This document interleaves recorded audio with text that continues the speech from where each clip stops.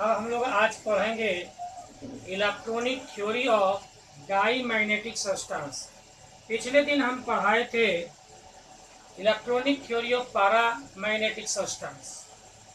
जितने भी die magnetic substance हैं उसका अगर एटॉमिक स्ट्रक्चर देखें तो आउटर मोस्ट ऑर्बिट के जितने भी इलेक्ट्रॉन्स हैं वे सभी पेयर्ड हैं।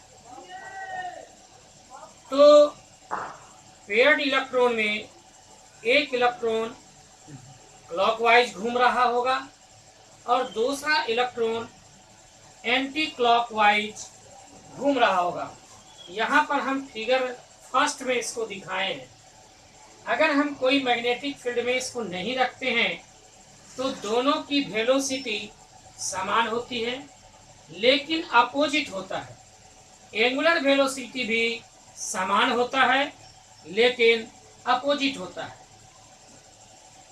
इलेक्ट्रॉन और न्यूक्लियस के बीच एक इलेक्ट्रोस्टैटिक फोर्स Fe लगता रहता है जो इसको सेंट्रीपिटल फोर्स उपलब्ध कराता है।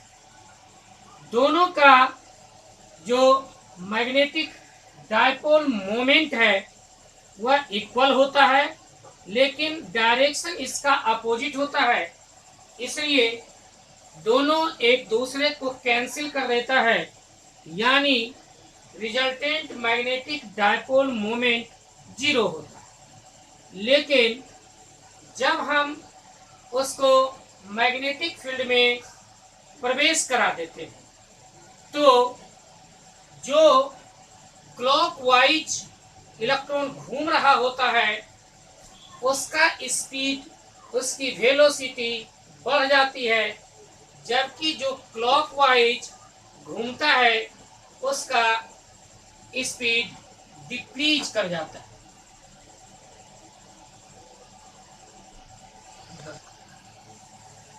और जिसका स्पीड एंटी क्लॉकवाइज है, वेलोसिटी एंटी क्लॉकवाइज है, उसका स्पीड डिक्रीज कर जाता है। इस तरह से दोनों के डायपोल मोमेंट में अंतर आ जाता है।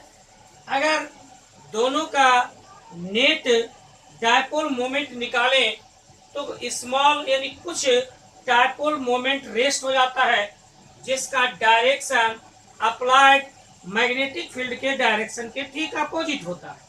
परिणाम क्या होता है कि जब हम इसको किसी मैग्नेटिक फील्ड में डालते हैं तो यह रिपेल हो जाता है अप्लाइड मैग्नेटिक फील्ड से।